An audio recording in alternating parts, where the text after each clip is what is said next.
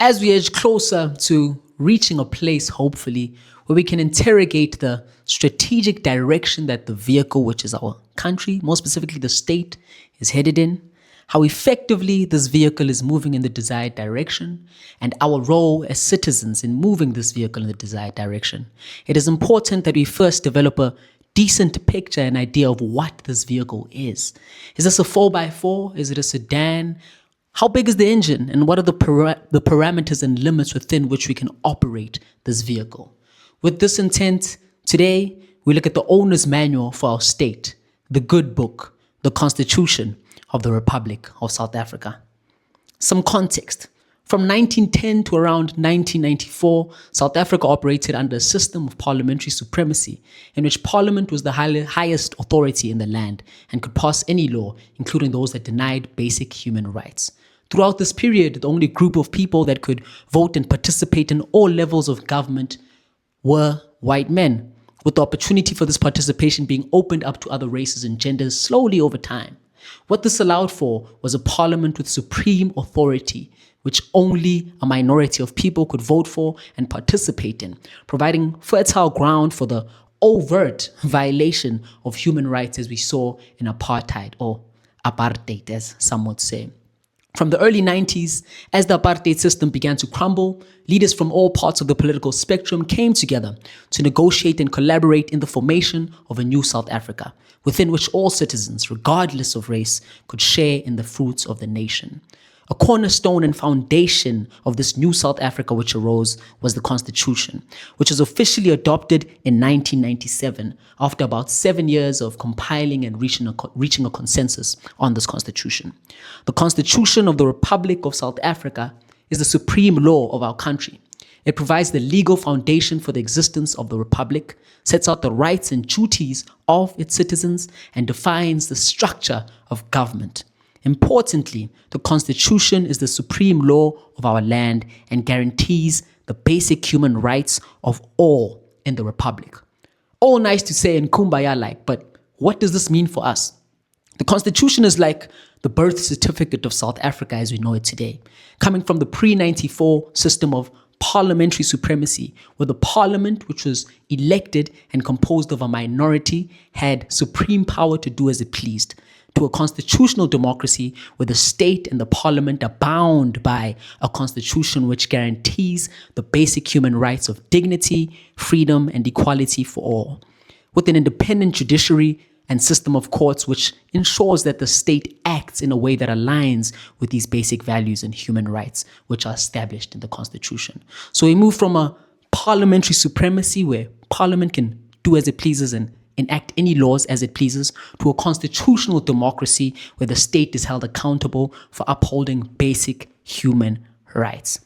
In this video, we'll provide a useful overview of the whole Constitution so that we can all come out with a better understanding of the shape, structuring, and parameters of this vehicle we call South Africa, which we all have a responsibility to keep intact for us to continue to navigate in a positive direction and reach the desired destination.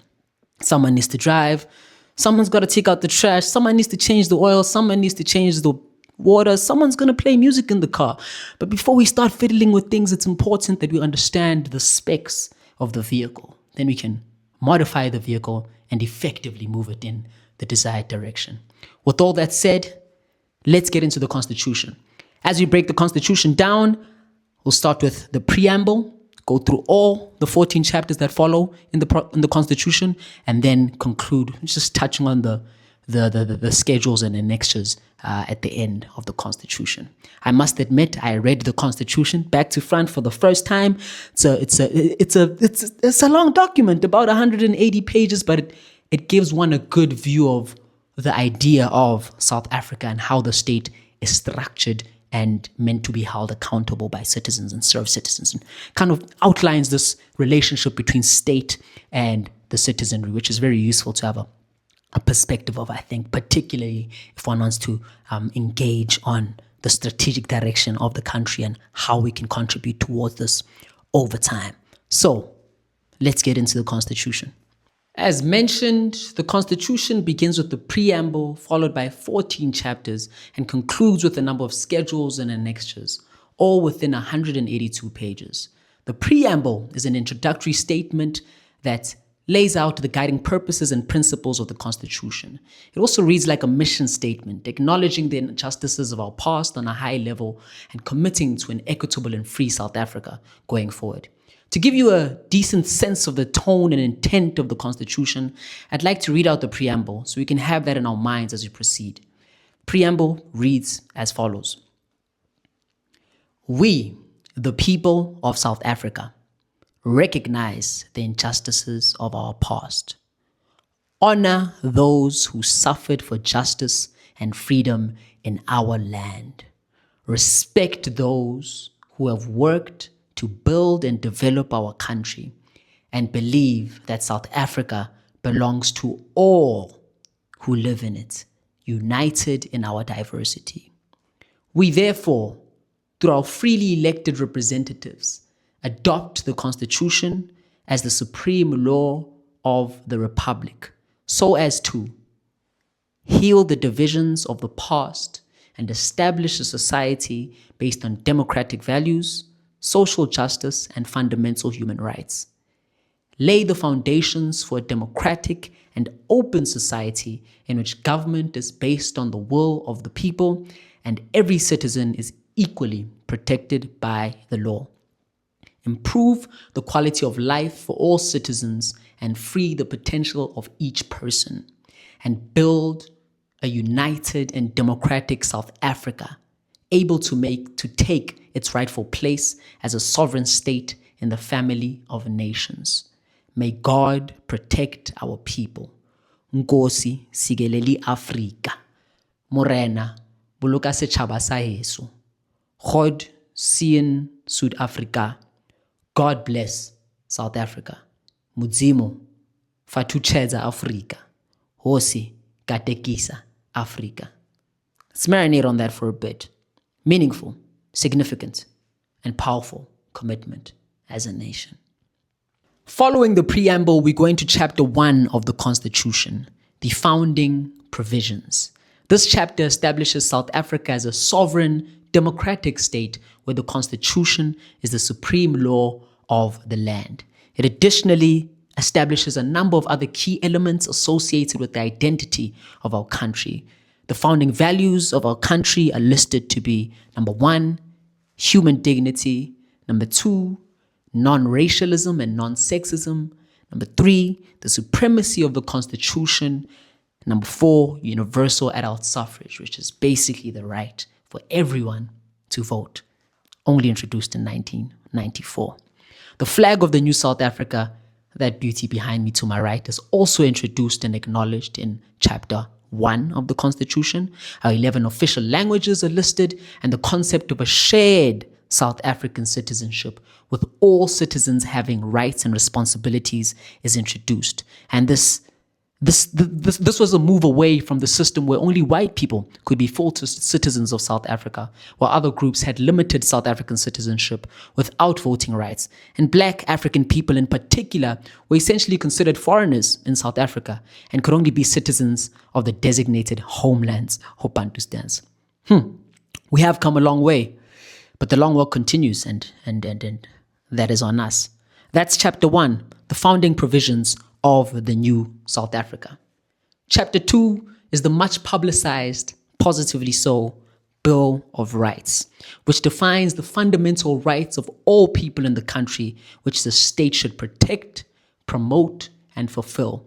These fundamental rights, which all in South Africa are entitled to, according to the Constitution, relate strongly to 3 key democratic values of South Africa, which are like a motif for the type of South Africa that the Constitution aims for. And these 3 key democratic values are human dignity, equality, and freedom. Human dignity, equality, and freedom. Human dignity, equality, and freedom. Now, the effectiveness of the state in promoting and protecting all these rights is another question. But here in Chapter 2, we have the rights that all in South Africa are entitled to. So when they say, know your rights, this is where your rights are. And it's good to at least skim over this and have a view of that. Chapter 3 of the Constitution is cooperative government. In this chapter, the government is divided into three distinctive yet interrelated spheres of government: the national, provincial, and local spheres of government. This chapter emphasizes the spirit and principle of a cooperative government, meaning that the spheres of government should cooperate and work with each other in good faith and not compete. And when there are disputes between the spheres of government, it's encouraged that these are remedied through defined mechanisms without the involvement of courts, and the involvement of courts being a last resort. Chapter 4 of the Constitution describes the makeup and structuring of Parliament and how national laws are made in Parliament. The Parliament is a grouping that represents the people and the provinces of South Africa at a national level. It has the power to make and amend laws. It oversees the activities of the state's executive, which includes the president, the ministers, and the deputy ministers, and it also provides a forum for the discussion and resolution of public issues of national importance. The Parliament is made up of two main groupings. On one side, there's the National Assembly, and there's also the National Council of Provinces. The National Assembly has 350 to 400 members in it, which proportionally represent different parties based on the outcomes of the national elections. And therefore, the National Assembly represents the people nationally, at a national level. Some of the key functions of the National Assembly include lawmaking and electing the president. The other grouping in Parliament is the National Council of Provinces, and the NCOP ensures the provincial interests are considered on a national level in Parliament. And the National Council of Provinces has a total of 90 delegates, 10 coming from each Parliament. So within Parliament, we have the National Assembly and the National Council of Provinces. Additionally, there are joint committees which determine and implement rules for parliamentary activities that involve both the National Assembly and the National Council of Provinces. The chapter further goes into and details the national lawmaking process. So Section 74 touches on the amendment of the Constitution, or details the amendment of the Constitution. For the Constitution to be amended within Parliament, 75% of the National Assembly have to agree to this, and 6 out of 9 of the provinces need to agree to this. And then there's also differentiation between other types of laws that may be proposed and amended in Parliament. So, for example, there may be laws that apply at a national level and don't affect provinces much, and there might be laws that apply at a national level and have a significant effect on the way that provinces will function. And for the laws that apply at a national level and don't affect provinces and their functioning specifically much, provinces are consulted, but the National Council of Provinces doesn't hold as much weight in the passing and making of those laws. Whereas for laws that apply nationally and also significantly affect provinces, the National Council of Provinces in Parliament has more of a say. And then there's also money bills or laws related to the revenue, or tax collection, and spending of money by the government at a national level. So Parliament overseeing and holding the national executive accountable and having national legislative authority. And I think it's just important to define that quickly. National legislative authority. The Parliament has national legislative authority, meaning it can amend and make laws at a national level. And as you'll see further down in this video, laws can also be made and amended at a provincial level by the provincial legislatures, and certain bylaws at a lower level can be made and amended by the municipal councils at the municipal level. But the Parliament makes and amends laws at the national level, and the National Assembly and the National Council of Provinces, which represents the provinces in Parliament, are involved in this lawmaking process at a national level. That's the Parliament. On to Chapter 5 of the Constitution. Chapter 5 is titled The President and the National Executive. The chapter details the powers, function, and accountability mechanisms for the President and the National Executive. The National Executive consists of the President, the Deputy President, the Ministers, and the deputy ministers. Once national elections take place, the National Assembly, which has proportional representation of parties based on the outcomes of the national election, elects the president. The executive authority of the Republic of South Africa is vested in the president. The president then appoints other members of the executive, which are the deputy president, the ministers, and the deputy ministers. The members of the national executive are accountable to Parliament, collectively and individually. And just for your awareness, sometimes throughout the Constitution, the presidency, deputy president, and ministers are referred to as the cabinet. In the next chapter in the Constitution, we go to a quote-unquote lower level of the local spheres or the spheres of government. Chapter 6 is provinces. This chapter establishes the 9 provinces of South Africa and their geographical areas, which didn't exist in their current form before 1994. The chapter further outlines how each province is governed and makes provincial laws. Each province is led by a provincial executive, with the premier at the head and the members of the Executive Council or MECs appointed by the premier running the different departments of the province. Similar to how the national president is elected by the National Assembly, the premier of a province is elected by the provincial legislature of a province. The provincial legislature of a province can be thought of as the province level equivalent of Parliament.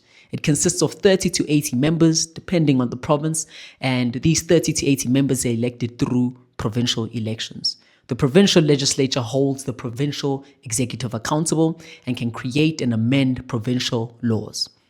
If the provincial executive is not fulfilling its obligations effectively, the national executive has the authority to step in and remedy this. Likewise, at a quote-unquote lower level, a municipal/local government executive, if they are not fulfilling their function, the overseeing provincial executive can also step in and remedy the situation. Although provinces have their own laws and may also have their own constitution, if these conflict with national laws or the constitution of the republic, the national laws and constitution always take precedence. So if, over the past few chapters, we've touched on the national sphere of government through the parliament and the national executive and the president. We touched on the provincial sphere of government right now, and now we touch on the local sphere of government. Chapter 7, Local Government. This chapter establishes municipalities which govern affairs and provide basic services to local municipalities. Municipalities are the level of government which is closest to the people and is therefore critical for the functioning of the country on the ground. There are 3 categories or types of municipalities. The first are Category A municipalities, also called metropolitan municipalities. These are large, standalone municipalities with exclusive municipal, executive, and lawmaking authority in their area. The city of Johannesburg is a Category A or metropolitan municipalities. These are the larger municipalities. Outside of the major cities, there are Category B and C municipalities, which exist together. Category C municipalities or districts contain multiple Category B municipalities or local municipalities within them. In this case, the Category C municipality has the primary municipal executive and legislative authority, while the Category B municipality shares municipal executive and legislative authority with the Category C municipality that it exists within. Just as the parliament exists at a national level and the provincial legislature exists at a provincial level, at the local level, municipalities are governed by a municipal council. The municipal council has proportional representation of political parties based on the result of local government elections. The municipal council can appoint a chairperson and an executive to lead it. Legislatively, the municipal council can make and administer bylaws as long as these bylaws that it makes and administers do not conflict with provincial and national laws. Municipalities are monitored and supported by provincial governments of the province within which they exist.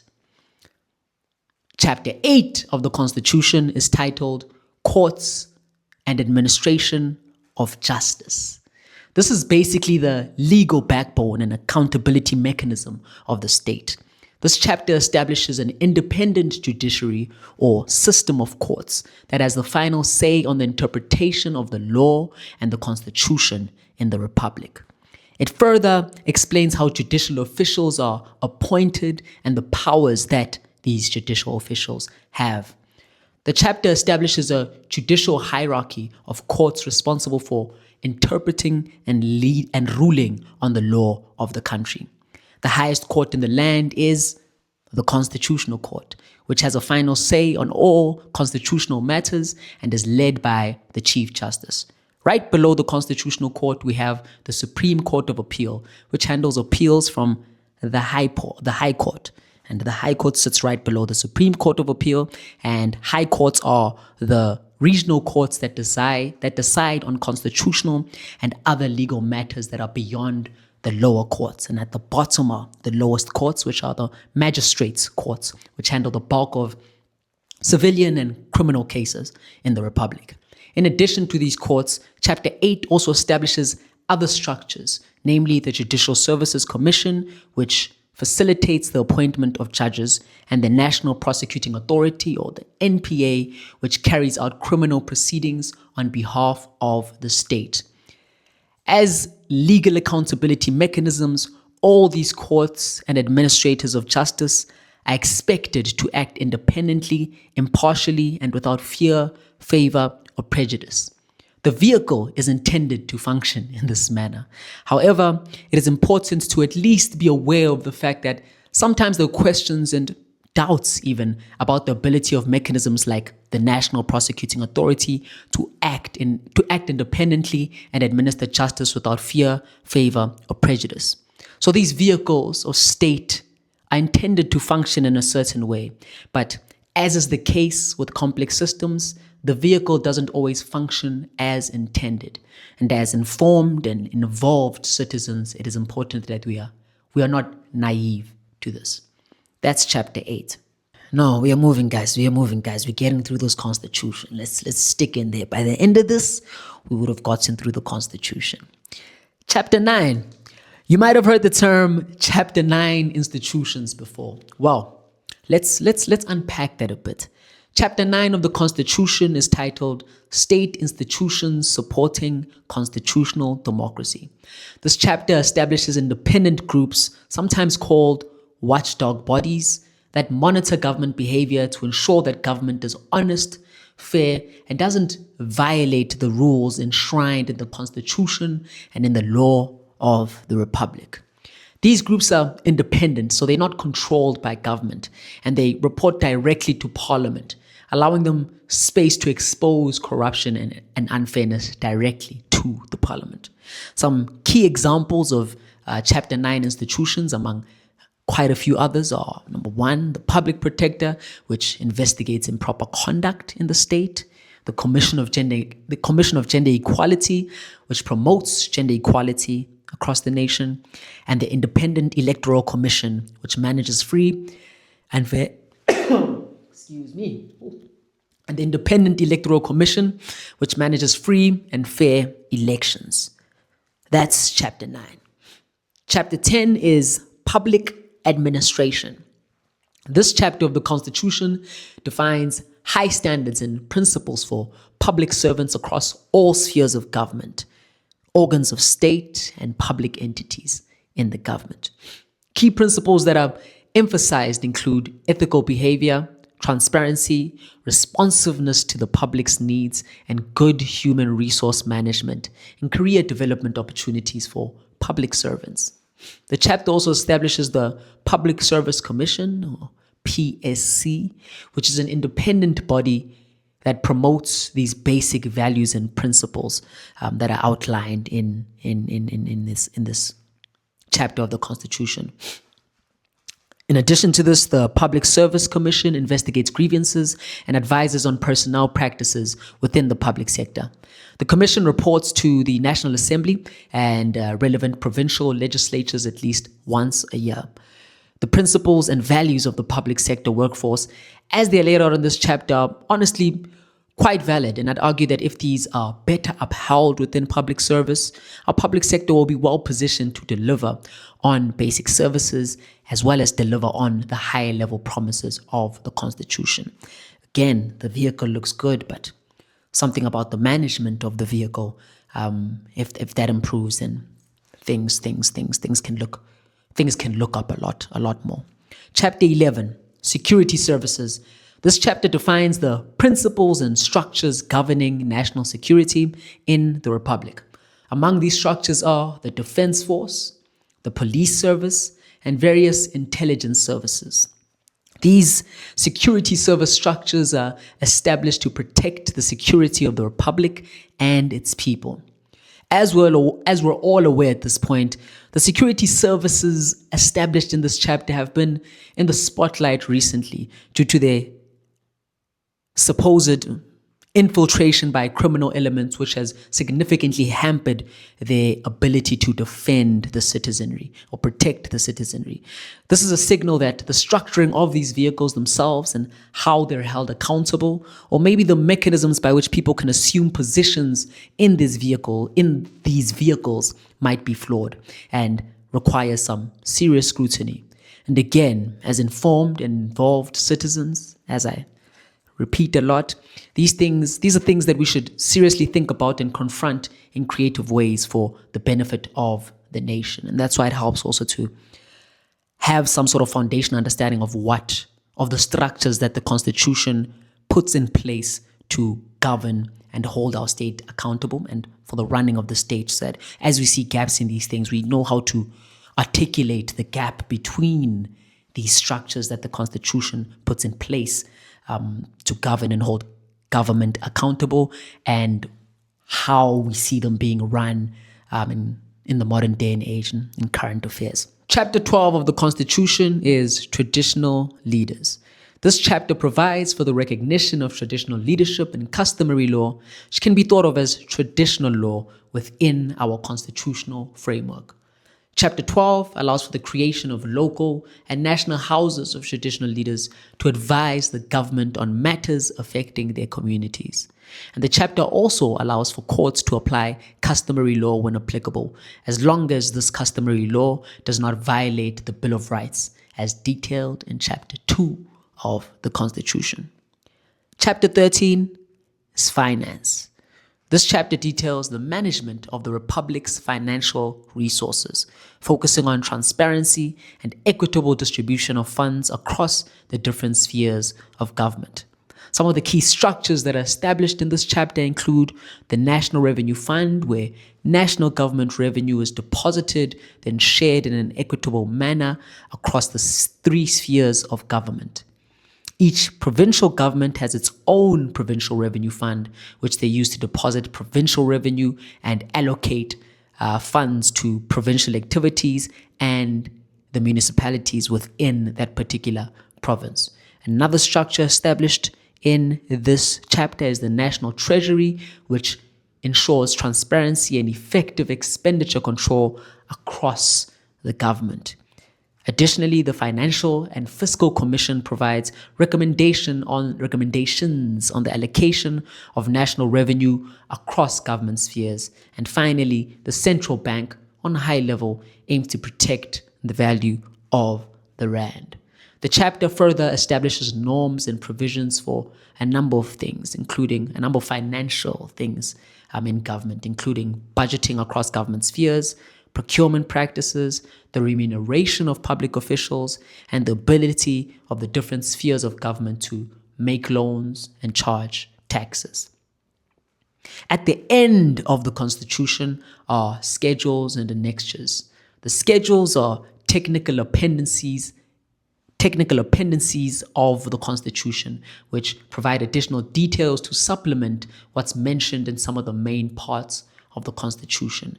And the annexures are attachments to the schedules, specifically Schedule 6, which provide the final technical detail needed to manage the transition from the old apartheid-era laws or apartheid-era laws to the new constitutional order. That brings us to the end of this video here today, and I think I'll I'll cut it here because this video honestly took quite a bit longer than I thought it would. Just as reading through the Constitution and summarizing it all took me quite a bit longer than I thought it would. Regardless of that, I still think this initial exercise of looking through the Constitution and summarizing it and articulating that and playing around with these concepts and letting them marinate in our minds is useful and will prove useful as we further engage on public sector and where the public sector is going, where the gaps might be, and what our role might be in improving the ability of the country, particularly focusing on the state to deliver on the promises of an equitable, free society in which everyone has a certain level of human dignity as mentioned in our Constitution. So until next time, thank you for your attention. Sharp, sharp.